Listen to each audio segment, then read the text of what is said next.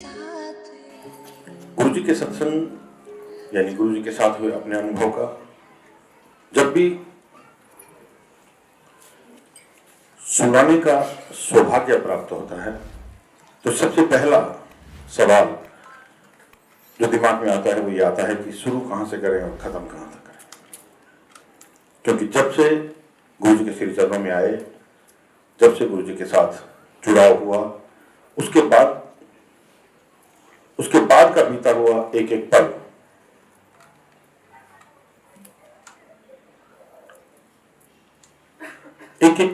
जो गुरु जी के श्री चरणों में बीता वो ही सत्संग है। और ऐसा लगता है कि जो समय गुरु जी के श्री चरणों में बीता वही समय जिंदगी का सबसे सुनहरा समय है जो आज तक बरकरार है। मेरी जब गुरु जी से पहली मुलाकात हुई, मेरे एक मित्र हैं जो गुरु जी के पास आते रहे, उन्होंने मुझे गुरु जी के बारे में बताया।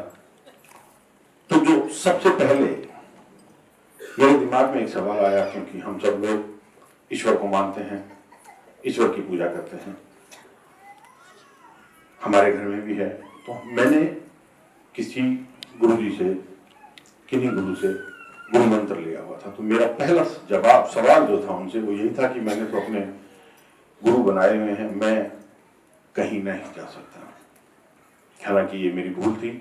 बाद में मुझे पता लगा कि गुरु जी नाम तो सिर्फ एक संबोधन का नाम है, गुरु जी तो साक्षात ईश्वर हैं। उन्होंने मुझे यही बात समझाई। तो गुरु जी की कृपा मुझ पर हुई और मैं गुरु जी के पास गया। सबसे पहले जब मैं गुरु जी के पास जाता और मैं गुरु जी को प्रणाम करता तो गुरु जी मुझसे सबसे पहला सवाल यही करते, क्या नाम है तेरा, तू कहां से आया है। और ये रोज का नियम था। मैं जब भी गुरु जी को प्रणाम करूं, गुरु जी मुझसे दो बातें अवश्य पूछते, कि ना तेरा कित्थों आया है। और मैं क्योंकि दिल्ली के साथ नोएडा में रहता हूं तो मैं उनको कहता, गुरु जी मैं नोएडा से आया हूं, ये मेरा नाम है। तो गुरु जी कहते, नो आइडिया, बैठ जाओ। और ये काफी टाइम तक चलता। उस वक्त मुझे कुछ समझ में नहीं आता था। मुझे ऐसा लगता था कि शायद गुरु जी मुझे माफ करें, लेकिन मैं वही बोलूंगा जो मेरे दिमाग में था। मुझे ऐसा लगता था कि शायद गुरु जी मजाक कर रहे हैं। लेकिन जब गुरु जी ने समझ बख्शी, जब गुरु जी ने अपना कृपा प्रसाद दिया और जब गुरु जी का सानिध्य बेहद करीबी से महसूस हुआ, उसके बाद गुरु जी ने दोनों ही चीजें पूछनी बंद कर दी। क्योंकि तब गुरु जी ने एहसास दिलाया कि मैं क्या हूं, मैं कौन हूं और आप क्या हैं। उस वक्त हमारे दिमाग में सिर्फ दो ही चीजें होती थी, गुरु जी का दर्शन करना, लंगर करना और घर जाना। चाय प्रसाद, शबद वाणी, इनका क्या महत्व है, गुरु जी के सामने बैठने का क्या महत्व है, इन सबसे कोई मतलब नहीं था। एक दोस्त ने कहा है जाना है, सिर्फ प्रणाम करना है, लंगर खाना है और घर आ जाना है। कोई समझ नहीं थी कहाँ जा रहे हैं, क्या कर रहे हैं, क्या खा रहे हैं, क्या पी रहे हैं। धीरे धीरे गुरु जी ने समझ बख्शी। ये मैं आपको उस वक्त की बात बता रहा हूं जब हालात किसी भी तरह से ठीक नहीं थे, ना पैसे से ना सेहत से। जब मैं गुरु जी के पास आया तो जैसे कि आप सभी जानते हैं कि हमारे यहाँ तो गुरु जी ने हमें दो ही चीजें सिखाई, अंकल और आंटी। तो मेरी आंटी की तबीयत काफी खराब रहती, उनकी मोटी मोटी फाइलें, और मैं बड़ा परेशान भी उस वक्त रहता था। लेकिन आंटी ने उस वक्त आना शुरू नहीं किया। गुरु जी की मर्जी है, गुरु जी कब किसको बुलाते हैं। गुरु जी ने फिर बख्शीश दी, फिर कृपा की, आंटी आई, आंटी आने लगी। और वो दौर था कि पहले गुरु जी मुझसे सब कुछ पूछते थे, बाद में आंटी को देख के कहने लगे, ज्योति आंटी आ गई, वो मेरी तरफ देखते भी नहीं थे। अच्छा चलो बैठ जाओ। डेली जैसे ही गुरु जी, तो संगत पहले से जाती है, हमको पता है कि गुरु जी कुछ देर संगत के साथ बैठ के फिर बाद में ड्रेस चेंज करके चोला पहन के जब बाहर आते, तो उस वक्त जब सब खड़े होते तो जब गुरु जी ऐसे बीच में से निकलते तो गुरु जी हल्का सा ठिठकते, दो शब्द बोलते, ज्योति आंटी आ गई, और फिर चले जाते। क्योंकि उस वक्त आंटी को वाकई ही गुरु जी की ब्लेसिंग्स की बेहद आवश्यकता थी। धीरे धीरे ये सिलसिला चलता रहा और जब गुरु जी ने वो पूछना बंद कर दिया तो आंटी अपने आप ठीक हो गई। एक बार का मैं बड़े फंक्शन में हम लोग गए, हमने गुरु जी को माथा टेका, लंगर किया। जब हम जाने लगे वापसी तो गुरु जी ने आंटी को कहा, आंटी प्रसाद लेके जाएं। मैं एक बार आपको बीच में ये कहना चाहूंगा कि जो भी सत्संग आप सुने उसका मनन अवश्य करें। जब भी जो भी शब्द आप सुनते हैं, जो भी शंकाएं आपकी होती हैं, ये सारी शंकाएं शब्दवाणी में, सत्संग में आपको कहीं ना कहीं जिसको जिस चीज की जरूरत है वो उसको उस वक्त जरूर सुनाई देती है। ये मेरा भी मानना है और बाकी सबका भी मानना है। तो गुरुजी ने, आंटी ने आज्ञा का पालन किया और आंटी ने कुछ प्रसाद लिया और हम लोग घर चले गए। दूसरे दिन आंटी की तबीयत काफी खराब हुई, डॉक्टर के पास गए, 2-3 दिन हॉस्पिटल में भी रहना पड़ा और समझ में तब तक नो आइडिया तो चल ही रहा था, कोई बहुत ज्यादा समझ में आई नहीं थी बात। पर ये यकीन था कि गुरुजी ने अगर ये कहा है कि प्रसाद खा के जाओ तो कोई ना कोई वजह तो है। 10 दिन के बाद हम जब दोबारा डॉक्टर के पास गए, 8 दिन के बाद, तो उन्होंने बताया कि इनको एक कोई हर्पीज नाम की बीमारी हुई थी जो मैंने 8 दिन में ठीक कर दी। नॉर्मली 1-1 महीने तक, जो डॉक्टर हैं शायद वो जानते हो, मैं तो इतना नहीं जानता, कि ये एक ऐसी बीमारी है कि सारे शरीर में छाले हो जाते हैं और पेशेंट जो है वो कपड़ा नहीं पहन सकता, उसको कवर करके रखा जाता है, वो हॉस्पिटल में रहता है और कम से कम महीना भर लगता है, जो कि मैंने आपको सिर्फ 8 दिन में ठीक कर दिया। तो हमें भी पता था कि हम कैसे ठीक हुए, गुरुजी की ब्लेसिंग मिली, गुरुजी की कृपा हुई। गुरुजी ने, जैसा मैंने अभी कहा कि मुझे ऐसा लगा कि शायद गुरुजी ने मजाक किया, वो मेरी भूल थी, ऐसा कभी भी नहीं हुआ। एक बार, क्योंकि मैंने गुरुजी के मुखारबिन से ये बात सुनी स्वयं कि महापुरुष कभी मजाक नहीं करते, महापुरुषों का कहा हुआ एक-एक वचन पत्थर दी लकीर होता है। वो बात गुरुजी ने किसको कही मुझे नहीं पता, किसने सुनी मुझे नहीं पता, पर मैंने सुनी और वो मैंने आज तक पत्थर की लकीर की तरह। गुरुजी की तरफ से जब भी कोई आदेश आया या जो समझाया गया या जो बताया गया, उसका अक्षर टू अक्षर पालन करने की पूरी कोशिश करी। पूरा गुरुजी ने कराया, गुरुजी की मेहर ने कराया। मैं आपको बताऊं, जैसे कि उस वक्त छोटे बच्चे साथ में लाना मना था। कारण, क्योंकि बच्चों के आवाज करने के, बच्चों के रोने से, बच्चों के चिल्लाने से, बच्चे तो बच्चे हैं, जो साथ में संगत बैठी होती है उनका ध्यान भंग होता है। तो गुरुजी की इजाजत हुई कि बच्चों को साथ न लाएं, अगर आप एक भी आए तो भी ठीक है। परिवार में से अगर कोई एक भी सदस्य आता है तो पूरी परिवार की ब्लेसिंग है। बच्चे काफी छोटे थे उस वक्त, हमने बच्चों को घर छोड़ कर आते थे। एक दिन गुरुजी के पास बैठे, गुरुजी ने अपने हाथ से प्रसाद वितरित किया, हमने भी वो प्रसाद लिया। आज्ञा यही थी कि यहाँ खाओगे तो प्रसाद है, दवाई है, घर ले जाओगे तो मिठाई है। हमने वो सारा प्रसाद वहीं बैठकर खाया और मैं और आंटी जब वो प्रसाद खा रहे थे तो मन में ये ख्याल आया कि अगर गुरुजी की आज्ञा होती तो इसमें से थोड़ा सा प्रसाद बच्चों को लेके जाते, लेकिन क्योंकि आज्ञा नहीं है इसलिए सारा प्रसाद यहीं खाया। हमने वो बात करी और हम वापस आके गुरुजी के सामने बैठ गए। ऐसे ही गुरुजी ने फिर इशारा किया, हमने देखा कि शायद पीछे वालों को बुला रहे हैं, फिर गुरुजी ने फिर इशारा किया, हम फिर गए, गुरुजी को हमने माथा टेका। गुरुजी ने कहा प्रसाद ले लो। हमने कहा गुरुजी प्रसाद तो हम ले चुके। गुरुजी ने कहा ਤੁਹਾਡੇ वास्ते नहीं है, ਤੁਹਾਡੇ बच्चों वास्ते लो। आंटी ने अपनी साड़ी करी और गुरुजी ने 1 2 3 4 5 उसमें डाली। ये हैं हमारे गुरुजी। आप 1 मिनट पहले सोचते हैं और वो 1 मिनट में उसको पूरा करते हैं। छोटी छोटी बातें जो आपके हमारे सबके दिमाग में चलती हैं, हम सब सोचते हैं, वो कैसे पूरी होती हैं। मेरे छोटे बेटे की एक बार काफ़ी तबीयत खराब हुई, बहुत छोटा था। फिर बात वही है कि आज्ञा माननी है या नहीं माननी।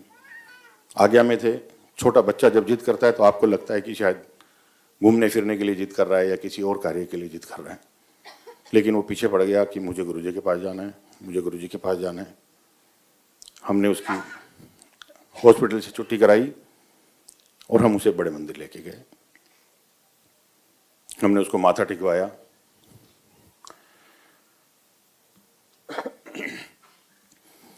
माथा टिकाने के बाद हम लोगों ने वहाँ प्रसाद ग्रहण किया और जब हम चलने लगे तो मंदिर का गेट खुला।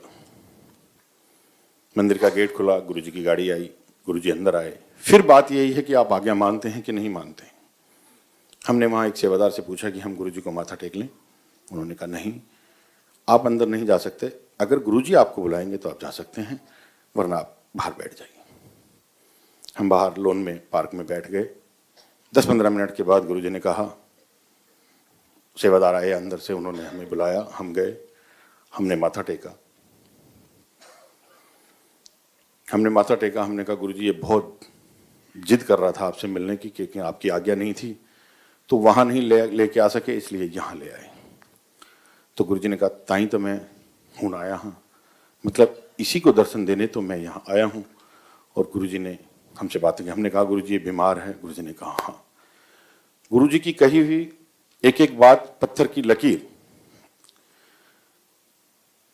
2 बच्चे हैं गुरुजी की कृपा से, एक मेरी तरह, एक काफी दुबला पतला था। अब आप देखिए कि महापुरुषों के कहे हुए वचन पत्थर की लकीर कैसे, क्योंकि मैंने ये सारी चीजें अपने आप पे अनुभव करी हैं, मैंने अपने आप में महसूस की हैं, इसलिए मैं आपको बता रहा हूं। काफी दुबला पतला। गुरुजी को माथा टेका। गुरुजी ने कहा ये दोनों ट्विंस ने, मतलब ये दोनों जुड़वा हैं। हमने कहा थोड़ी सी अकल कम थी, गुरुजी ने जितनी प्रदान की उस वक्त थोड़ी सी अकल कम थी। हम भूल गए कि हमें किसी ने ये बताया कि गुरुजी जो भी कुछ कहें आपको सिर्फ हाँ कहना है। थोड़ी देर के लिए दिमाग अपने वाला ही लगा दिया। हमने कहा नहीं गुरुजी ये बड़ा है छोटा। गुरुजी ने कहा नहीं है, दोनों जुड़वाएंगे। हमने कहा जी गुरुजी। 6 महीने के बाद या साल भर के बाद फिर जब एक मंदिर में फंक्शन हुआ तो छोटा बेटा रोता हुआ मेरे पास आया, बोला वो अंकल ने मेरे को प्रसाद नहीं दिया। मैं उसको लेके वहाँ गया। मैंने कहा अंकल आपने इनको प्रसाद नहीं दिया। बोले गुप्ता जी अभी तो आया था, अभी लेके गया था। मैं बोला नहीं अंकल वो बड़े वाला था, ये छोटे वाला है। तो बोले यार दोनों एक जैसे लगते हैं, पता ही नहीं लगता कौन सा आया था कौन सा नहीं आया। ये हैं हमारे गुरुजी। गुरुजी ने जो कहा वो पत्थर की लकीर है। क्या छोटी छोटी बात जो हमारी जिंदगी में, हमारे जेहन में, हमारे लिए जो उपयोगी है। गुरुजी ने कहा आप मानो नहीं, मानो मंगो नहीं, क्योंकि मांगना हमें आता नहीं, मांगने के लायक हम हैं नहीं। मानेंगे तो सब कुछ हो जाएगा। हमारे जैसे, आप जैसे, जब गुरुजी ने एक बार मेरे सामने पूछा गुरुजी ऐसी की करिए, गुरुजी ने कहा आप कुछ नहीं कर सकते, आप सिर्फ हाजिरी लगा सकते हो, बाकी का काम मैं खुद कर दूंगा। गुरुजी ने हमेशा यही कहा, मेरे दर्शन करने मात्र से 90% कष्ट दूर, 10% आप काट नहीं सकते, वो मैं कटवा सकता हूं। कई बार आपने देखा होगा, मैं फिर वही कहूंगा कि मैंने ये महसूस भी किया है और मैंने अपने आप पे इस सब चीज को देखा है। मेरे आसपास, मेरे रिश्तेदारी में, मेरे इर्द गिर्द कितने ही लोग ऐसे हैं जिनको मैं जानता हूं कि वो 10% काटना भी कितना मुश्किल काम है अगर गुरुजी ना हो। मेरी अपनी भाभी, उनकी तबीयत काफी खराब हुई एक बार। जब से गुरुजी के पास आए, जब से गुरुजी से जुड़े, जब से गुरुजी ने अपनी शरण में लिया, तब से होली, दिवाली, जन्मदिन, शादी की सालगिरह सब गुरुजी के चरणों में। ऐसा लगता है कि बस जो भी कुछ है वो वहीं है। दिवाली का दिन था, हम लोग मंदिर जा रहे थे, रास्ते में फोन आया भाई का, किसकी तबीयत ज़्यादा खराब है, वो गुड़गांव के पास रहते हैं, तो और मैं इसको लेके आ रहा हूँ। मेरे एक डॉक्टर जानने वाले थे। मैंने कहा आप ठीक है, आप इनको मैक्स हॉस्पिटल लेके आ जाइए, वहीं दिखाएंगे। हम लोग वापस आए आधे रास्ते से, हम मैक्स हॉस्पिटल गए, हमने उनको वहाँ एडमिट किया। उन्होंने कहा क्यों अपनी दिवाली ख़राब करते हो, क्यों मेरी दिवाली ख़राब करते हो, ये शाम तक की बात है, अब कुछ नहीं हो सकता, क्योंकि इनकी प्लेटलेट्स शायद 7-8 हज़ार हैं, लीवर इनका ख़त्म हो चुका है, दोनों किडनियाँ काम नहीं कर रही हैं और अब कुछ नहीं है, आप इन्हें एम्स में या किसी हॉस्पिटल में ले जाइए, कुछ नहीं हो सकता। पर क्योंकि हम तो शिव जी के भगत हैं, गुरुजी के भगत हैं, तो हमने कहा कि आप इलाज शुरू कीजिए, बाकी जो कुछ करेंगे वो हमारे भगवान करेंगे। ये मंगलवार की बात है। उन्होंने इलाज शुरू किया। मंगलवार की रात सेम पोजीशन में चली गई। बुधवार को हम लोग गए, मैं, भाई, मेरी वाइफ, मेरी आंटी, हम तीनों गए। जब हम वहाँ गए तो अंदर से एक सेवादार आया, फिर बात सुनने की भी है और समझने की भी है। उन्होंने हमसे कहा आप यहाँ क्यों आए? हमने कहा ऐसे ऐसे हम बहुत समस्या में हैं और हमें पता है कि आज गुरुजी नहीं बैठते, पर हमारे साथ जीने मरने का सवाल है और हमें गुरुजी से मिलना है। वो 2 मिनट बाद फिर अंदर से आए और जो गुरुजी का मैसेज आया वो मेरे दिमाग में आज तक छपा हुआ है कि जब भी अरदास करनी हो तो बड़े मंदिर आया करो, बड़े मंदिर जाइए, सब ठीक हो जाएगा। हम लोग मंदिर गए, हमने अरदास की, हम घर आ गए। बुधवार का दिन भी निकल गया। वीरवार को गुरुजी ने अपने सिंहासन पर बैठते हैं और संगत होती है। हम लोग गए, हमने माथा टेका। मेरे भाई ने गुरुजी के पैर पकड़ लिए, गुरुजी मेरी वाइफ को बचा लो। गुरुजी ने क्या की होया? उन्होंने कहा जी उसको डेंगू हुआ। तो जैसे अभी गुरुजी के साथ में संगत बैठी, उनमें से एक आंटी से गुरुजी ने पूछा ए डेंगू क्यों होता है? उन्होंने बताया जी गुरुजी ऐसे ऐसे एक बुखार है। वो कख नहीं तेरी जनानी, जा तेरी जनानी ठीक होगी जा। 3 दिन तक वो 8,000 या 7,000 जो भी प्लेटलेट्स थी उस वक्त उन पर रही। जैसे ही बाहर आए फिर बात मानने की है, क्योंकि उस रोज मेरा तब तक गुरुजी की आज्ञा थी कि मैं सिर्फ एक ही दिन जाऊंगा, तो मैं बाहर गाड़ी में बैठा हुआ था और वो लोग अंदर से, जैसे ही वो लोग बाहर आए मैंने उनसे पूछा क्या हुआ? उन्होंने कहा गुरुजी ने कहा कि तेरी जनानी को कुछ नहीं है, जा ठीक हो। तो मैं बोला ठीक हो गई, आप हॉस्पिटल पता करो, फर्क अभी दिखेगा। हॉस्पिटल हमने फ़ोन किया तो उन्होंने बोले जी आपकी प्लेटलेट्स कुछ बढ़ गई हैं, 25,000 हो गई हैं और अभी उम्मीद है कि कुछ हो जाएगा। वो जब तक चढ़ाते रहे, लगाते रहे, वो बहुत लंबी स्टोरी है, वो बहुत लंबी बात है। हम लोग गए, दूसरे दिन सुबह प्लेटलेट्स 75,000 हुई, 1.25 लाख हुई, 1.5 लाख हुई शाम तक। और क्योंकि दोनों किडनी खराब हो चुकी थी, काफ़ी दिक्कत थी, डायलिसिस शुरू हुई।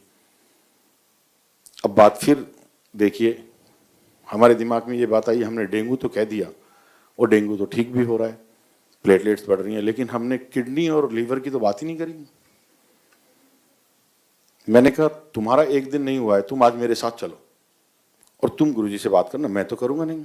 बड़ा गुरुजी के सामने जाते ही कुछ ऐसा होने लगता है, गुरुजी का ऑरा, गुरुजी का एक अपना प्रकाश, एक ऐसा कि आपको, गुरुजी ने कभी कुछ नहीं कहा लेकिन बात करने से पहले जब तक 10 संगत होती थी तो हमेशा ये लगता था कि गुरुजी मुझसे बात करना, गुरुजी मुझसे बात करना। और जैसे ही वो संगत कम होती थी, नंबर आने लगता था तो कहते थे गुरुजी बात नहीं करना, कल करेंगे, आज तो रहने ही देना। तो हिम्मत नहीं पड़ती थी कि गुरुजी से कुछ कह सकें। तो मैं बोला मैं तो कुछ बात करूंगा नहीं, आप बात करना और उनको बताना जी कि लीवर और किडनी भी खराब है। उन्होंने गुरुजी को माथा टेका और गुरुजी मेरी वाइफ को किडनी की दिक्कत है, लीवर की दिक्कत है। गुरुजी ने कहा मैं कोई दुकान खोली है, किडनी की दिक्कत है, लीवर की दिक्कत है, जा चला जा, दौड़ जा, हूँ एक दिन आया कर। उस दिन उसका भी एक दिन हो गया। अब वो बाहर चले गए, उन्होंने कहा यार ये आपने क्या करवाया, मेरा भी एक दिन हो गया और अब क्या होगा? मैं बोला सब ठीक हो जाएगा, कोई बात नहीं। Second day, next week aunty ठीक हो गई, घर आ गई, आज भी ठीक हैं, सब ठीक है। बात गुरुजी की मैं फिर कहता हूं कि मानने की है। नेक्स्ट वीक फिर मेरे सामने, मुझे ऐसा लगता है कि जो कुछ हुआ वो सिर्फ मेरे लिए हुआ। और उस दिन के बाद मैंने अपने आप को कितना बदल दिया मैं आपको बता नहीं सकता। एक अंकल आए और गुरुजी के पैर पकड़ के रोने लगे। गुरुजी ने कहा, गुरुजी ने पैर अपने थोड़े से हिलाए और कहा छोड़ो छोड़ो, 2 बार कहा। उन्होंने गुरुजी के पैर चरण नहीं छोड़े। उन्होंने गुरुजी के चरण नहीं छोड़े तो गुरुजी ने कहा की होया तस। उन्होंने कहा जी गुरुजी मेरी माँ को बचा लो। क्यों है तेरी मानो? उन्होंने बहुत सारी बीमारियां बताई, ये हो गया, ये हो गया, ये हो गया। अब सुनने वाली बात है कि गुरुजी ने क्या कहा। गुरुजी ने कहा वो बंगाली बाबे गोल गया सी उन्हें की गया, फलाने गोल गया सी उन्हें की गया। गुरुजी ने कम से कम 4 नाम लिए और वो अंकल रोते जाए। उन्होंने कहा गुरुजी आप ही बचा सकते हो, किसी ने कुछ नहीं कहा। गुरुजी ने कहा तो फिर असी तो बचा ही लांगे, जा तेरी माँ ठीक हो गई। पर इकनू ही मानना चाहिए, वो दिन है और आज का दिन है। ये दिमाग में मेरे बात ऐसी घर करी कि मेरे पास तो गुरुजी के अलावा कुछ नहीं है। और उनकी माँ, बाद में हमें पता लगा कि उनकी मदर बिल्कुल ठीक हो गई। ये हैं हमारे गुरुजी। आप कब क्या सोचते हैं, आपको कब क्या चाहिए, आपको कब क्या देना है, कोई भी चीज बाई चांस नहीं है। गुरुजी ने हमेशा कहा, आपका यहाँ आना, हमारा यहाँ आना, गुरुजी का सत्संग, कहीं भी किसी भी जगह पे जब आप गुरुजी के दर्शन करते हैं, गुरुजी की मर्जी से, गुरुजी की कृपा से। सत्संग बहुत सारे हैं, गुरुजी के साथ बिताए हुए पल बहुत सारे ऐसे हैं, पहले के भी बाद के भी। मैं भी आपको 1.5 साल पहले की एक बात बताता हूँ। ये शायद दुबई में ही ये सत्संग करना था, जो कि मैं हमेशा बात करता हूँ अपनी ही। मेरी मदर की तबीयत कुछ हल्की फुल्की सी खराब हुई, मैं कह सकता हूँ। उन्होंने थोड़े से टेस्ट कराए। एक दिन उनका मेरे पास फ़ोन आया कि वो छोटे भाई के पास थी, कि मेरे सीने में थोड़ा सा दर्द है। मैंने कहा मम्मी आप मेरे पास आ जाओ, मैं टेस्ट करा देता हूँ। मेरा एक डॉक्टर जान पहचान का है, मैं उनके पास गया। मैंने उनको बताया कि इनको ये प्रॉब्लम है। उन्होंने कहा ये 30 दिन की दवाई ले लो, और अगर ये ठीक ना हो, उनके लेफ्ट ब्रेस्ट में थोड़ी सी पेन था, तो आप इसका ये टेस्ट करा के ले आना। मैंने कहा ठीक है। 30 दिन बाद मम्मी ने कहा दर्द तो ठीक हो गया, पर हल्का सा महसूस होता है। मैंने कहा मम्मी आप टेस्ट करा लो। वहीं पे उन्होंने टेस्ट कराया। उन्होंने कहा यहाँ तो कुछ नहीं, अब आप देखिए फिर गुरुजी की कृपा, गुरुजी की मेहर। ये मैं आपको मैक्सिमम 1.5 साल पहले की बात बता रहा हूँ, 1 साल पहले की। वहां भी जहाँ गए, वो छोटे भाई के दोस्त थे, उन्होंने कहा यार ये तो लेफ्ट तो ठीक दिख रहा है, राइट में कुछ प्रॉब्लम मेरे को नजर आ रही है। मम्मी ने कहा नहीं, राइट में तो मुझे कोई दिक्कत नहीं। उन्होंने कहा नहीं, इसका भी टेस्ट करते हैं। उन्होंने राइट का टेस्ट किया, उसमें बहुत छोटा सा एक दाना उनको दिखाई दिया। उन्होंने कहा इसमें कुछ दिक्कत तो है। उन्होंने 2-3 टेस्ट किए, और आखिरी में ये निकला कि ये कुछ हल्का सा ट्यूमर टाइप का है, और ये निकलवाना पड़ेगा, नहीं तो दिक्कत हो सकती। मेरे को बड़ा झटका सा लगा, सुन के भी बड़ा अजीब सा लगा। बट फिर भी मैं 2-3 जगह गया, 4 जगह गया। मैंने 4 डॉक्टरों की सलाह ली। उन्होंने कहा नहीं, ये ऑपरेशन आपको कराना पड़ेगा। हमने ऑपरेशन कराया। ऑपरेशन के बाद जब उसका टेस्ट हुआ तो पता लगा कि जी वाकई वो है तो कैंसर ही। लेकिन क्योंकि हमने वो निकाल दिया है, इसलिए अब उम्मीद नहीं है। फिर भी कुछ टेस्ट और होंगे। कुछ टेस्ट और हुए। कुछ टेस्ट में ये हुआ कि नहीं जी ये है। हमने डॉक्टर से पूछा आप क्या करें? उन्होंने कहा कीमो करनी पड़ेगी। हमारी मम्मी ने कहा कि नहीं, कीमो नहीं करानी, चाहे कुछ भी हो जाए। हमने कहा मम्मी जो डॉक्टर कहता है वो करना पड़ेगा। उन्होंने कहा नहीं, कीमो नहीं करानी, जो होगा वो हो जाने दो। मैंने फिर अपने वो जो मेरे जानने वाले दोस्त थे, डॉक्टर थे, वो डॉक्टर भी कैसे जानने वाले थे ये भी मैं आपको बताऊंगा। अभी मेरे याद आई अभी। मैंने उनसे कहा अंकल मम्मी नहीं मान रही, गुरुजी को मानते हैं वो भी, अब क्या करें? वो मेरे को फिर उनके पास, डॉक्टर के पास ले गए जो कैंसर स्पेशलिस्ट थे। उन्होंने कहा डॉक्टर साहब अगर ये मेरे भाई की तरह ही हैं, आप ये बताइए कि अगर मेरी मदर होती तो आप क्या करते? उन्होंने कहा अगर आपकी मदर होती तो मैं एक टेस्ट और कराता, और उस टेस्ट में कुछ उन्होंने बताया, मुझे नहीं पता। अगर वो 15% होता तो मैं इनकी कीमो करता, और 15% नहीं होता तो मैं इनको ऐसे ही छोड़ देता। उन्होंने कहा डॉक्टर साहब आप वो टेस्ट करा दो। हमने वो टेस्ट कराया। उस टेस्ट की रिपोर्ट 3 दिन बाद आनी थी। मम्मी को भी पता था।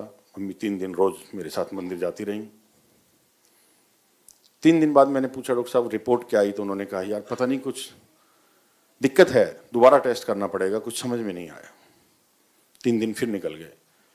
3 दिन के बाद मैंने फिर कहा कि डॉक्टर साहब क्या रिपोर्ट आई? उन्होंने कहा यार पता नहीं क्या हो रहा है, लेकिन रिपोर्ट आ नहीं पा रही है, एक बार फिर होगा। 1.5 हफ्ता निकल गया।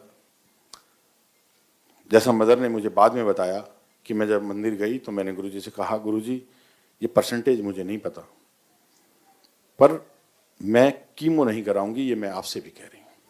उनकी आपस में बात हुई, जो भी गुरुजी की और मदर की जो भी बात हुई मुझे नहीं पता, लेकिन बाद में उन्होंने बताया कि मैंने गुरुजी को साफ कह दिया था कि मुझे कीमो नहीं करानी। 3 बार टेस्ट होने के बाद उसकी रिपोर्ट आई और उसकी रिपोर्ट आई 5%। डॉक्टर ने कहा कोई ज़रूरत नहीं है, आप जाइए, आप आराम करिए, आपको कुछ नहीं है, आप मौज करिए, कोई कीमो नहीं हुई, कहीं कोई समस्या नहीं आई और आज भी सब कुछ फर्स्ट क्लास चल रहा है। बात सिर्फ गुरुजी को मानने की है। गुरुजी ने जो हमें बताया, गुरुजी ने जो हमें समझाया, गुरुजी ने जो हमें कहा, अगर हम अक्षर टू अक्षर उस पर चलते हैं तो ऐसा हो नहीं सकता कि जब वो एक छोटी छोटी चीज़ पूरी करते हैं तो हम सब जो उनकी गोद में बैठे हैं उनकी चीज़ें पूरी ना हो। वो डॉक्टर साहब मुझे कैसे जानते थे मैं आपको बताना चाहता था। मंदिर से मुझे एक बार कार्ड मिला और मैं उनकी शादी में गया था। मैं उनको भूल गया, वो मुझे भूल गए। एक बार मैं किसी अपने दोस्त को दिखाने के लिए जब उस हॉस्पिटल में गया, मैं अपोलो की बात कर रहा हूँ, तो उन्होंने मुझे पहचाना। अब आप देखिए गुरुजी ने कब मेरा कनेक्शन उन डॉक्टर साहब के साथ बनाया था, सालों पहले। और उन्होंने मुझे कहा अरे अंकल आप यहाँ? मैंने कहा हाँ मैं इनको दिखाने आया था। अंकल मैं यहीं बैठता हूँ, आप कोई बात हो तो मुझे बताना। और ये सारा जो मम्मी का ट्रीटमेंट हुआ और वो सब हुआ, तब उन्होंने वहाँ पे वो मेरी मुलाकात हुई। गुरुजी को कब क्या पता था क्या होना है और कब किसके साथ कैसे कनेक्शन बनाना है, ये गुरुजी को पता है। इन सब बातों को बताने का, ये सारी सत्संग कहने का सिर्फ एक ही मकसद है कि जो हमें मिला वो आप सबको भी मिले, जो हमने माना उसे आप भी मानिए। बात सिर्फ मानने की है, पूरा होने में कोई कमी नहीं। मानने की बात के ऊपर मैं आपको एक और 2 मिनट आपकी और एक बार, जैसा कि मैंने कहा कि गुरुजी ने हमेशा कहा कि बच्चों को छोड़ के आइए। हम एक बार बच्चों को घर में बंद करके चले गए मंदिर। रात को करीबन जो भी 11, साढ़े 11, 12 बजे जब हम आए तो हमने ताला खोला, हम सब अंदर आए तो दोनों बच्चे अंदर थे, खाना वाना बना के उनका जाते थे। तो हमने कहा इतनी गर्मी है, आप लोगों ने एसी क्यों नहीं चलाया, आप इतनी गर्मी में क्यों बैठे हो? उन्होंने कहा नहीं पापा गर्मी तो है ही नहीं, गर्मी तो लगी नहीं, हम तो टीवी देख रहे थे। जो भी 2-4 बातें हुई, हमने कहा चलो सोइए। अब देखिए फिर बात मानने की है कि आप गुरुजी को कितना मानते हैं। हमने जैसे ही एसी ऑन किया और हम सोने लगे तो सारे घर की वायरिंग जल गई, मीटर बॉक्स जल गया, सारे आग हो गई चारों तरफ। ये किसने किया? सिर्फ गुरुजी ने। गुरुजी ने बच्चों को इतनी होना तो था, गुरुजी ने बच्चों को गर्मी ही नहीं लगने दी कि उन्होंने एसी ऑन नहीं किया। वो काम तब हुआ जब हम आ गए थे और हम उसको काबू में करवा सकते थे। करवा तो गुरुजी सकते हैं, हम तो क्या कर सकते हैं, लेकिन हम उसको देख सकते थे, हम उसको संभाल सकते थे। बहुत छोटी छोटी बात। एक बार ऐसे ही बात फिर मैं कहूंगा कि मानने की है, समझने की है, समझाने की है। ये सत्य 10 साल, 20 साल, 30 साल, 40 साल, 50 साल, 60 साल तक बताने वाले हमारे पास होंगे। 60 साल बाद ये सारी चीज़ें ऐसे ही, जैसे आज रामायण, महाभारत और ये सब गीता के ग्रंथ पढ़ते हैं, तब हम गुरुजी का ग्रंथ पढ़ेंगे और उन्हीं से इन सच्चाइयों का पता लगेगा। एक बार मुझे गुरुजी के कृपा से एक शादी का कार्ड मिला। शादी का कार्ड आप सब जानते हैं कि दिल्ली में 11 बजे से पहले कोई शादी स्टार्ट नहीं होती। उसमें 8 या साढ़े 8 बजे का टाइम था, क्योंकि उस शादी में गुरुजी को आना था। हमें पता था कि गुरुजी आशीर्वाद देने आ रहे हैं, तो हम 8:30 बजे घड़ी देख के बिल्कुल वहां पहुंच गए। जब हम वहां पंडाल में पहुंचे तो वहां कोई नहीं था, न दुल्हन की तरफ से न दूल्हे की तरफ से, सिर्फ हम ही थे। हमारे बाद में फिर 2-4 संगत हो रही। धीरे धीरे सब आते रहे। जहाँ गुरुजी को विराजमान होना था उस जगह को हमने थोड़ा सा सजाया। वैसे तो सब लोग, सारी तैयारी पूरी थी फिर, लेकिन क्योंकि गुरुजी आ रहे हैं तो हमने उसको थोड़ा सा एक्स्ट्रा उसकी डेकोरेशन की। सारा काम हो गया, धीरे धीरे संगत आने लगी। और जब लास्ट मोमेंट आया कि जब ये पता लगा कि अब गुरुजी चलने वाले हैं और 10 मिनट में यहाँ पहुंचने वाले हैं, तो हम में से किसी एक सेवादार को ध्यान आया कि जो गुरुजी की गद्दी पे साइड में कुशन लगा है वो कुशन नहीं। तो एक सेवादार ने, क्योंकि उनको पता था कि मैं वहीं था, पता क्या था, सब देख रहे थे, तो उन्होंने कहा कि गुप्ता अंकल आप जाइए और आप ये कुशन मंदिर से लेके आए। मेरे को बड़ी तकलीफ भी हुई, मैं आपसे झूठ नहीं बोलूंगा यहाँ, कि मैं सबसे पहले आया था और मैं ये चाहता था कि मैं गुरु जी के दर्शन सबसे पहले करूं, मैं गुरु जी को माथा सबसे पहले टेकूं, और आप मुझे कह रहे हो कि आप यहाँ से चले जाओ, क्योंकि मुझे आने में कम से कम नहीं तो आधा घंटा लगेगा, और तब तक तो गुरु जी आ चुके होंगे, गुरु जी बैठ चुके होंगे, आप सब लोग उनसे मिल चुके होंगे, मैं कैसे मिलूंगा।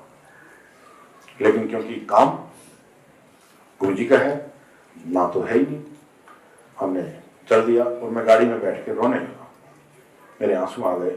मैंने कहा गुरु जी मेरे साथ क्या हुआ, मैं तो इतनी जल्दी आया था, ये वो जो मेरी गुरु जी से शिकायतें, मैं गुरु जी से शिकायतें करता रहा, मैं वहाँ गया, मैंने क्वेश्चन लिए, मैंने गाड़ी में वापस आया, करीबन 20-25 मिनट से ज़्यादा का रास्ता था, गुरु जी को तो 5 या 7 मिनट लगनी थी, आने 10 मिनट। जब मैं वापस मेन्यू में अंदर जाने लगा तो मैंने गेट में देखा कि गुरु जी की गाड़ी का जो सायरन है वो बज रहा है।